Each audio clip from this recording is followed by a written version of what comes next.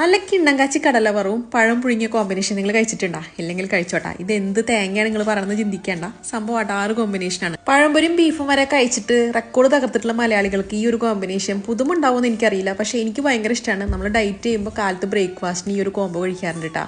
ചോളി വെളുത്തുള്ളിയും ചതച്ചത് കുറച്ചധികം വേണേ, എന്നാലും നമ്മൾ വിചാരിച്ച രുചി കിട്ടുള്ളൂ. കടുക് പൊട്ടിച്ചതൊക്കെ ഒന്ന് വഴറ്റിയെടുത്തതിന് ശേഷം കുറച്ചധികം പൊടികൾ ചേർക്കണം. പൊടികൾ അധികം ഉണ്ടെങ്കിലും അളവ് വളരെ കുറച്ചാട്ടോ നമ്മൾ ചേർക്കുന്നത്. പിന്നെ ഇതിൽ ചേർക്കുന്ന വെളിച്ചെണ്ണയുടെ അളവൊക്കെ നിങ്ങളുടെ ഇഷ്ടമാണ് കേട്ടോ. പക്ഷെ നമ്മൾ സൺഫ്ലവർ ഓയിൽ ഒന്നും യൂസ് ചെയ്യരുത്, നമ്മുടെ സാധാരണ വെളിച്ചെണ്ണ തന്നെ യൂസ് ചെയ്യണം.